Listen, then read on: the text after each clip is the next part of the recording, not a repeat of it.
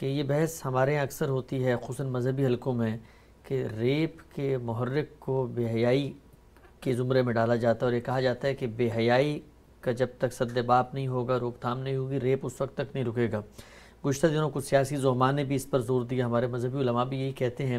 سوال میرا آپ سے یہ ہے کہ کیا ریپ کا محرک معاشرے کے اندر فحاشی اور یعنی بے حیائی ہے، اور قرآن مجید نے جو اختلاط و مرد زن کے آداب بیان کیے ہیں ان پر عمل کرنے سے کیا ریپ کو روکا جا سکتا ہے؟ یہ ایک مریضانہ نوعیت کی ذہنیت ہے جس کا اظہار بعض اوقات ریپ کی صورت میں ہوتا ہے۔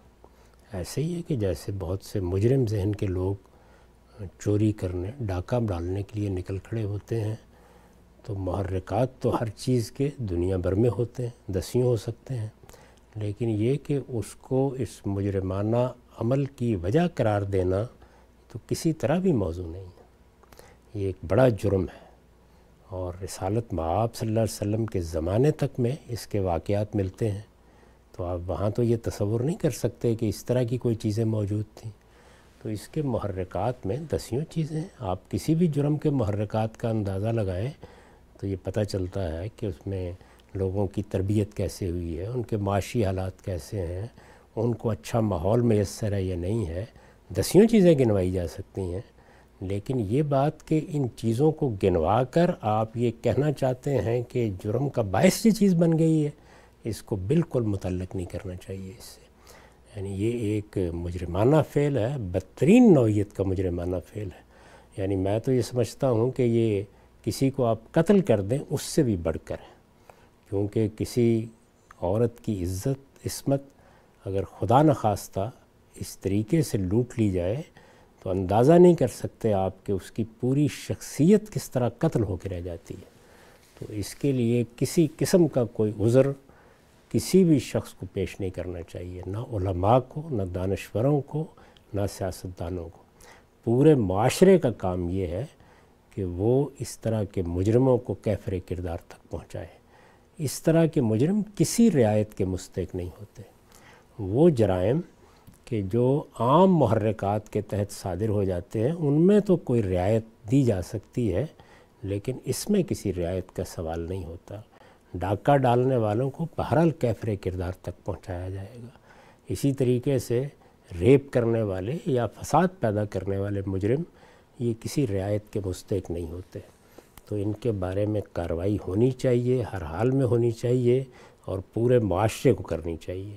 البتہ یہ درست ہے کہ خود قرآن مجید نے جو سزائیں بیان کی ہیں اس میں یہ رعایت ملحوظ ہے کہ بعض اوقات عمر، بعض اوقات انسان کی تربیت کا فقدان اور اس طرح کی بعض چیزیں ہیں کہ جن کی بنیاد پر سزا میں کمی بیشی ہو سکتی ہے۔ لیکن آپ یہ کہیں کہ فلاں چیز کا محرک ہے، اس وجہ سے اس کا لائسنس مل گیا ہے، ایسا بالکل نہیں کرنا چاہیے۔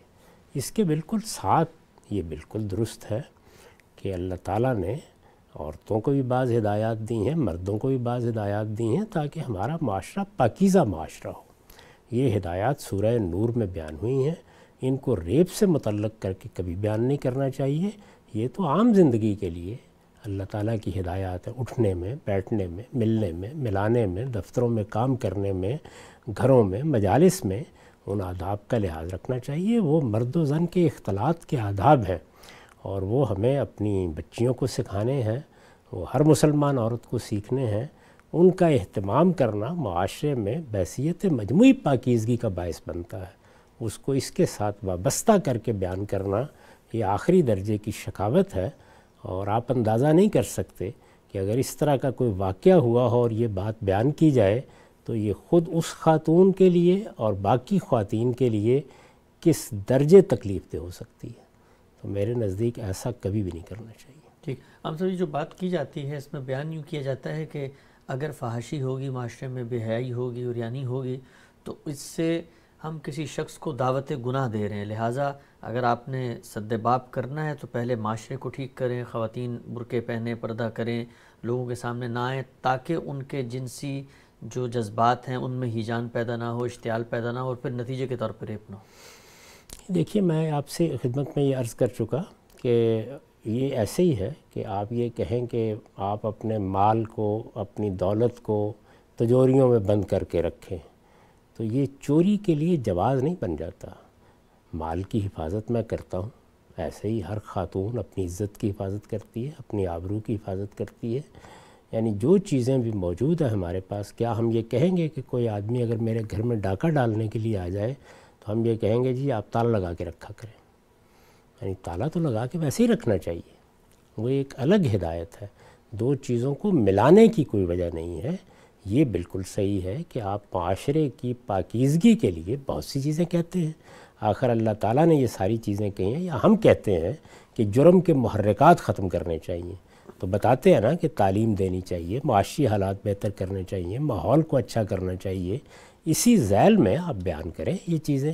قرآن مجید نے جب ان کو بیان کیا تو آپ یہ دیکھیے کہ اس کی وجہ کیا بیان کی۔ یہ بیان کی کہ ایسا نہ ہو کوئی تمہیں ریپ کر لے، یہ کہا کہ ذالک اطہر لقلوبکم، یہ تمہارے دلوں کی طہارت کے لیے ضروری ہے۔ یعنی وہاں خطاب اس خاتون سے ہے یا اس مرد سے ہے جس کو مرد و زن کے اختلاط کے یہ آداب بتائے جا رہے ہیں، اس سے کہا جا رہا ہے کہ خود تمہارے اندر اس سے برے رجحانات نہیں پیدا ہوں گے، تمہارے لیے یہ چیز طہارت کا باعث بنے گی، اس لیے کہ ہمارے دین کا مقصود ہی پاکیزگی ہے، تو یہ بیان کیا ہے۔ البتہ وہ خصوصی ہدایات جو سورہ احزاب میں بیان ہوئی ہیں، وہاں ظاہر ہے کہ اسی طرح کے اوباشوں سے بچانے کے لیے بعض ہدایات دی گئی ہیں، اور وہ ہدایات اس سے بالکل مختلف نوعیت کی ہیں۔